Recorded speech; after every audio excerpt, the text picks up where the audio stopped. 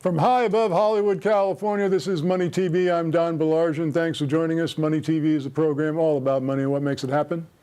Flying on commercial airlines in the United States has become incredibly safe and reliable. Much safer statistically than driving, probably even safer than being a pedestrian. So it was with a great shock to most everyone this week when news of Southwest Airlines Flight 1380 from New York to Dallas suffered an engine failure resulting in the tragic death of a 43-year-old woman. At approximately 32,000 feet, or roughly 6 miles above land, there was a turbofan failure in one of the engines, causing the cowl to blow off, a piece of which hit the main cabin, shattering a window. As the airplane's cabin rapidly depressurized, the woman was nearly pulled through the window, and only the quick thinking of fellow passengers kept her from being yanked out of the aircraft. The woman's injuries were very severe, and she did not survive, becoming the first fatality in a U.S.-based flight in nearly a decade. The engine failure has been preliminarily blamed on metal fatigue, similar to a car throwing a piston rod. That type of failure does happen.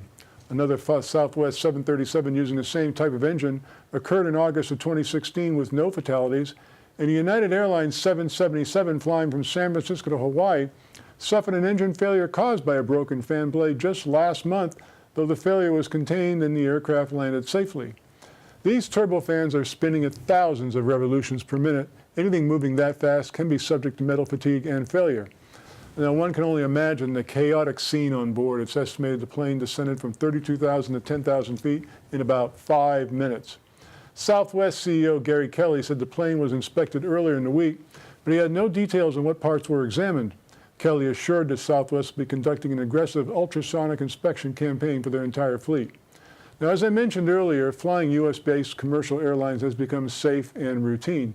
So safe and routine, in fact, that passengers get annoyed at any delays, any absence of overhead bin storage room, any perceived slight by a flight attendant, any patch of rough air being flown through.